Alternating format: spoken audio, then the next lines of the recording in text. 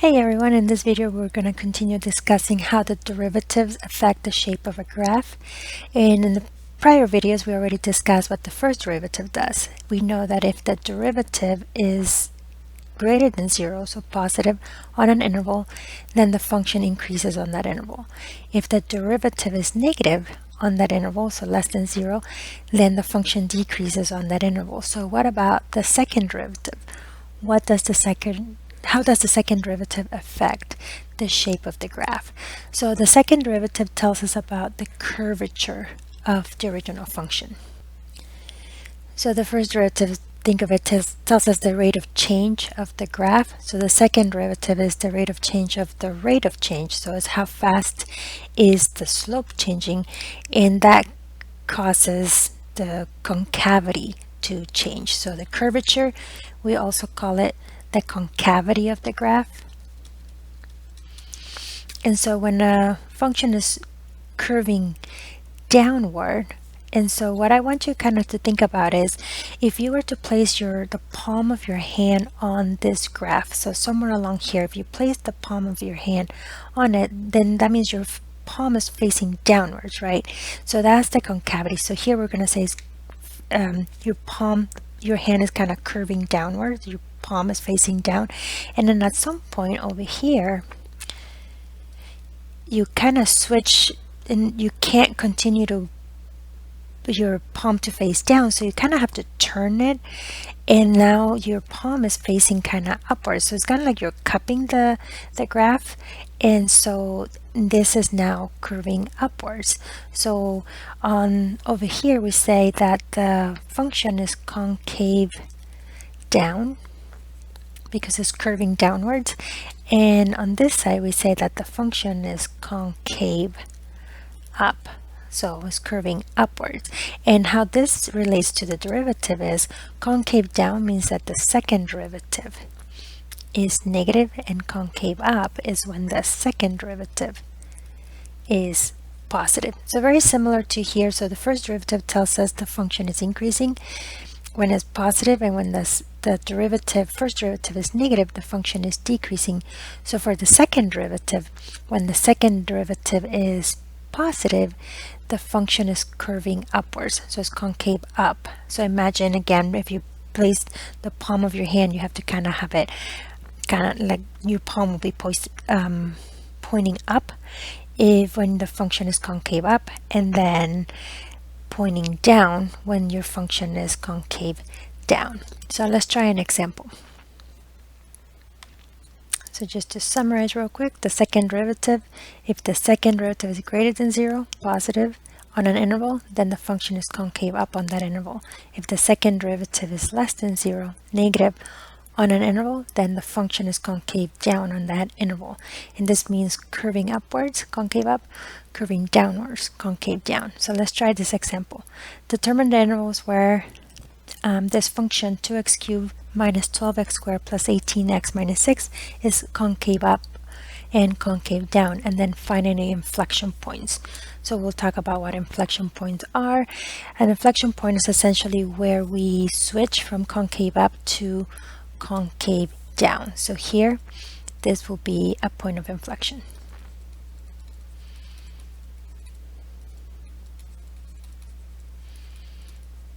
Where concavity changes. Sometimes you may get a point where the second derivative is 0, but concavity doesn't actually change, so that would not be a point of inflection. So you'll see oftentimes whenever the second derivative is 0, I always call them candidates for points of inflection, but in order to be an inflection point, concavity has to actually change. So you have to go from either concave down to concave up or vice versa.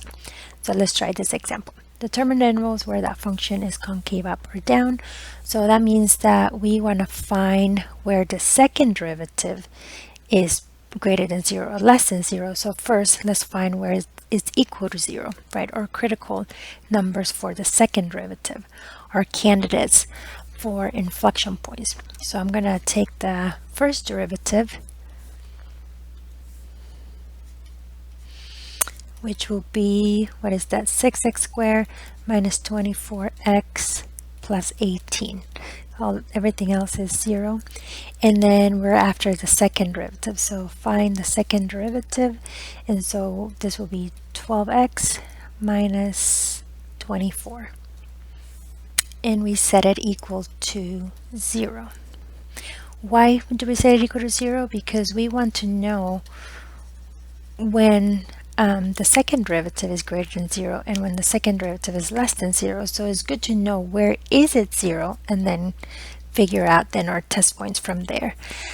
So then this gives us that x is 2 when you solve for x. So this is I'm going to call it a candidate for an inflection point.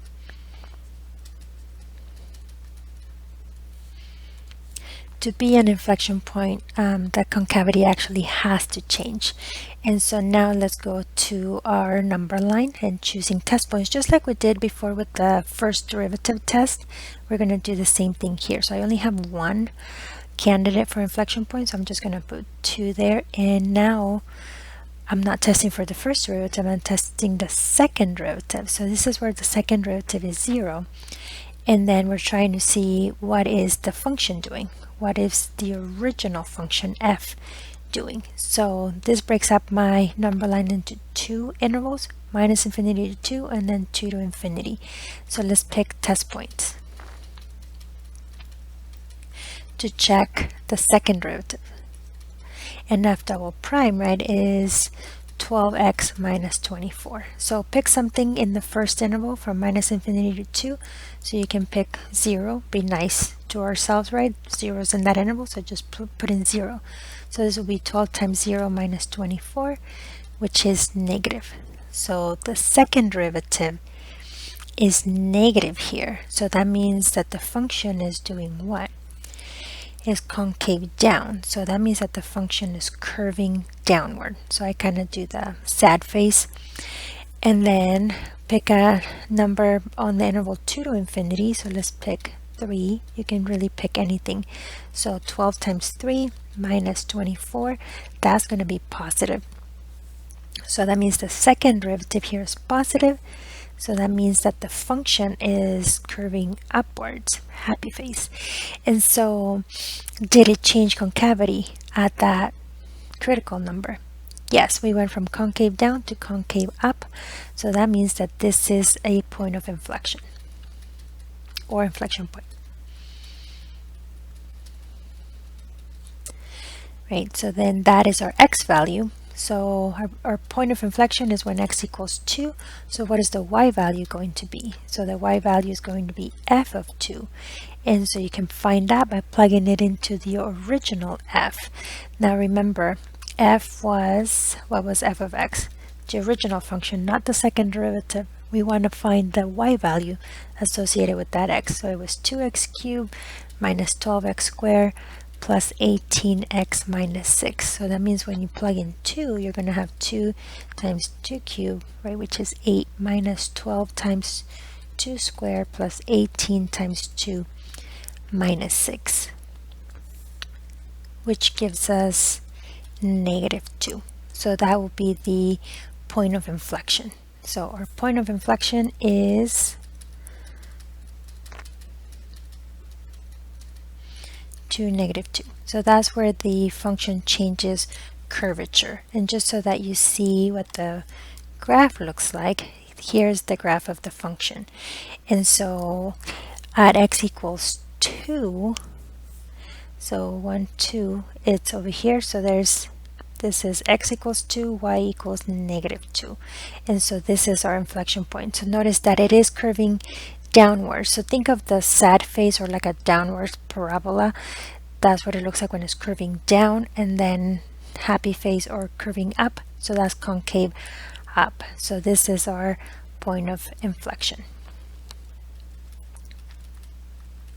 Now the question was, where is the function concave up and concave down? So we can see the interval here is concave down from minus infinity to 2, and then concave up from 2 to infinity. So we can write those intervals as well. So we can say therefore f of x is concave up on 2 to infinity, and f of x is concave down on minus infinity to 2. And so that is directly from my number line, not from the graph. And so that's how we solve one of those. Let's try our next example. All right, so here it says use the second derivative to determine the concavity of the graph. And this is our function x over x squared minus 1. Okay, notice that we have a denominator, so one of the things we should do is figure out the domain of the function.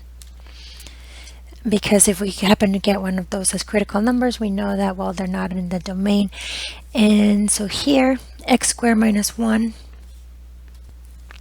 that factors into x plus 1 and x minus 1. So essentially, we don't want x squared minus 1 to be 0. So we're going to exclude the values where it is 0. So this factors into x plus 1, x minus 1.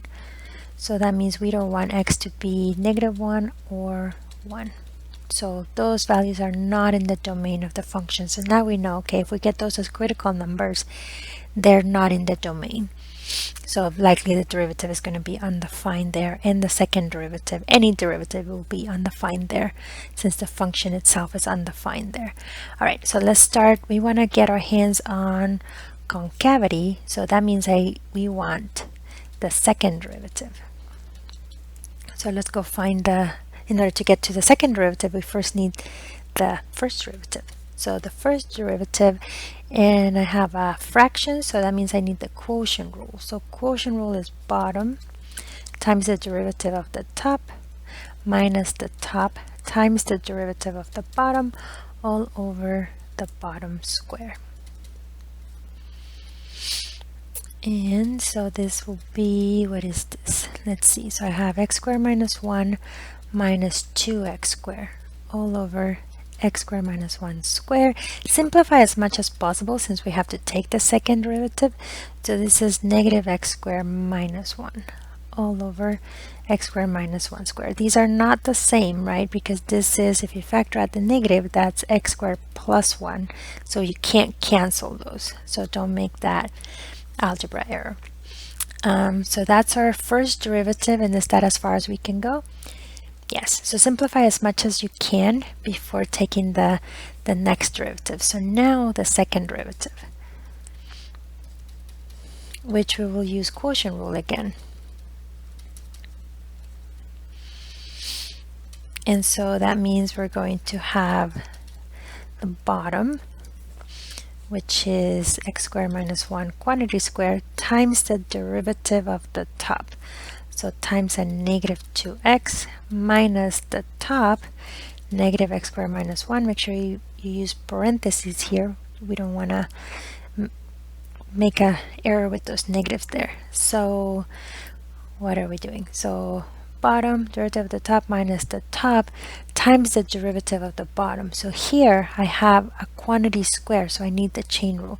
So 2 times x squared minus 1 left alone, right? The inside left alone, times the derivative of the inside, times 2x all over the bottom square. So x squared minus 1 square, and then square it again. So it's to the 4th power. And now let's simplify that as much as we can. Can we factor anything? That's usually the best thing to do, is to factor rather than try to multiply things out.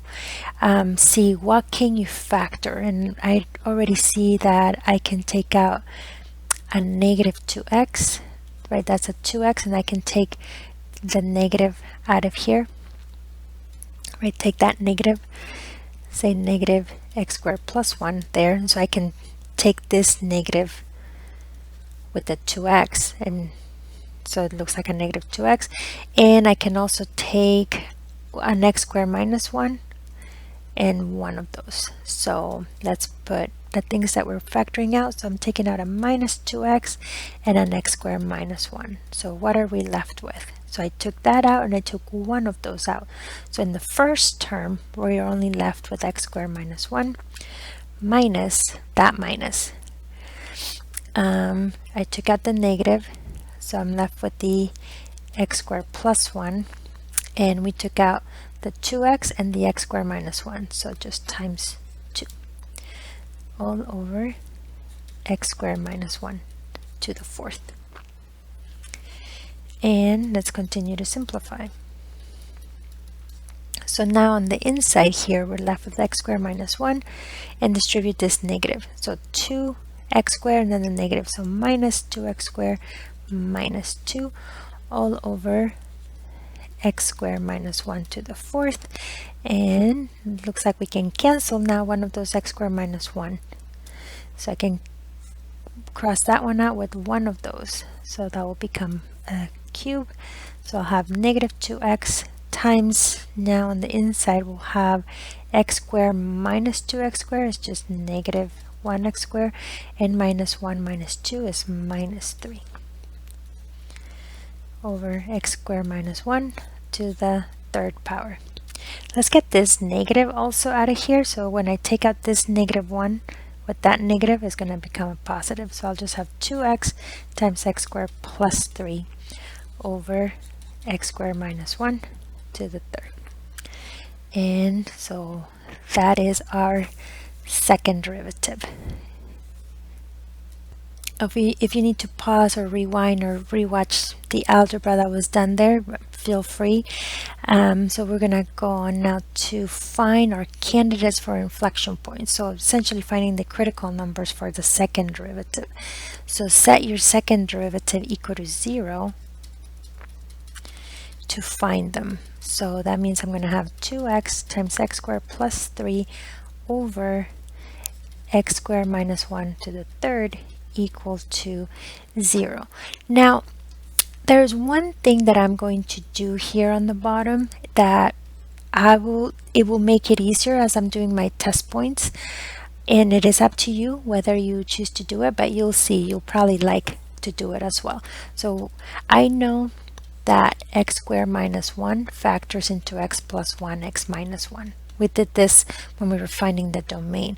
So I'm going to write it like that, and then so that means that x squared minus 1 to the third is that to the third. And this is going to help me because then I can rewrite the second derivative as x plus 1 to the third and x minus 1 to the third. And then I can use my shortcut with powers, right? When I have an odd power versus an even power, what to do with my number line. So let's go to the number line. So what are my zeros? When is this equal to 0?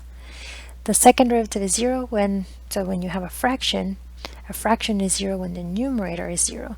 So we're going to have when x is 0 from the 2x, and then x squared plus 3, this is never 0, right? If you try to solve x squared plus 3 equals 0, you're going to get x squared equals negative 3, which is not possible.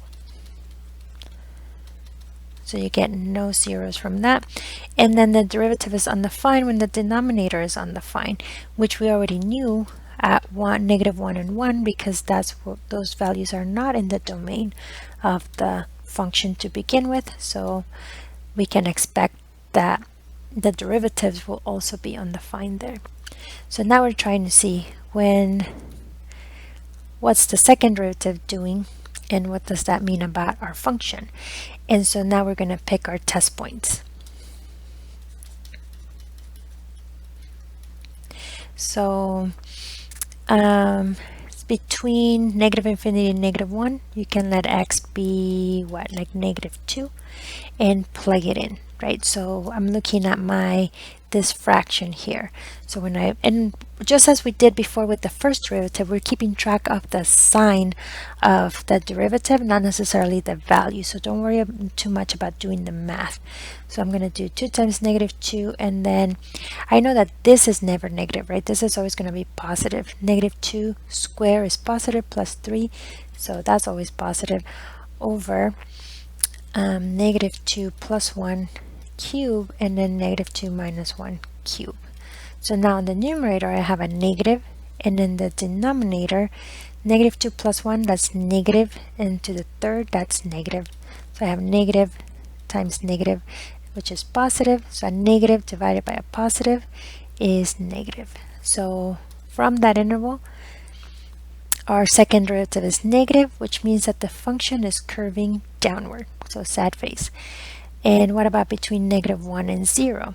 Let's pick a test point. in that. So between -1 and 0, you can say -0.5. Sometimes I go to the decimals because then it's easier to see, right? Negative, like 0.5 plus 1, that's going to be positive, and so on. So 2 times negative. So this is going to be 2 times a negative 0.5, and that quantity is always positive. And then -1/2 plus 1. So negative 0.5 plus 1, that's going to be positive. And then negative 0.5 minus 1, that's going to be negative. And then to the third power, they retain their sign. So I'm going to have a negative over a positive times a negative. So now I'm going to have positive. So the second derivative is positive, which means that the function is concave up. So concavity changes, but the function is undefined here at -1. So this is not actually an inflection point, but our concavity does change. Now 0. Oh, I didn't put my little value there. So here the derivative, the second derivative is 0. So this is a true candidate for inflection point because it is part of the domain of the function. So if this changes in concavity, 0 will be an inflection point. So pick something between 0 and 1, or we can use our shortcut. That 0 came from a power that was odd. So that means that the sign is going to change. So we did this way back when we were doing domain by looking at the powers. So if it comes, as I go to 0, 0 came from 2x, which is to the first power, which is odd. So then the sign is going to change. So I have plus, so then it's going to go to minus. So then the second derivative there is negative, which means the function is concave down. So 0 is in fact an inflection point. And then something between, on the interval 1 to infinity, you can use a test point, say 2 or 10, 4, or we can look at the powers. Where did 1 come from? 1 came from this term, x minus 1, which is to the third power, so it's an odd power, so that means that the sign is going to change. So I'm going then from a negative to a positive. So the second derivative is positive, which means the function is concave up. So concavity does change, but because 1 is not in the domain of the function, this is not a point of inflection. So they have to be part of the domain of the function for us to be able to find the y value. So let's see. The function is, let's write our intervals first. So we can say f of x is concave up on what intervals? So on -1 to 0, where you see the happy faces, and 1 to infinity. And then it's concave down on the other ones. So f of x is concave down on -infinity to -1, union 0 to 1, and that's it.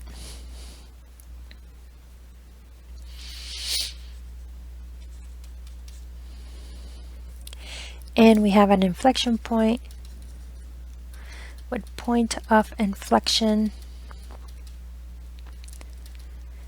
at x equals 0, and what is y? So let's see, where is the original function? Here's our function. So when x is 0, y is 0 as well. And so we can put that in here. So the point of inflection is 0, 0.